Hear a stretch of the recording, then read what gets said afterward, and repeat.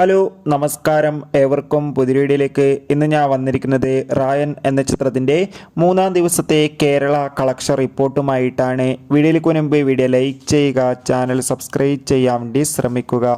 ധനുഷ്, കാളിദാസ്, ജയറാം, അപർണ ബാലമുരളി, സുദീപ് കൃഷ്ണ എന്നൊക്കെ പ്രധാന കഥാപാത്രങ്ങളായെത്തി July 26 release ചെയ്ത ചിത്രമായിരുന്നു റായൻ. ചിത്രത്തിന് അതിഗംഭീരമായ പോസിറ്റീവ് റെസ്പോൺസ് തന്നെയാണ് മൂന്നാം ദിവസവും വന്നുകൊണ്ടിരിക്കുന്നത്. അതുകൊണ്ട് തന്നെ എല്ലാ സിനിമാ പ്രേമികളും ഒരേപോലെയാണ് ചിത്രത്തിൻ്റെ കളക്ഷൻ റിപ്പോർട്ട് അറിയാൻ വേണ്ടി കാത്തിരിക്കുന്നത്.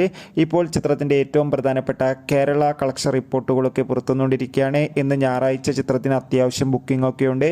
അതുകൊണ്ട് തന്നെ 1 കോടിക്കടുത്തെങ്കിലും കളക്ഷൻ ലഭിക്കുമെന്നാണ് ട്രാക്കിംഗ് റിപ്പോർട്ടുകൾ സൂചിപ്പിക്കുന്നത്.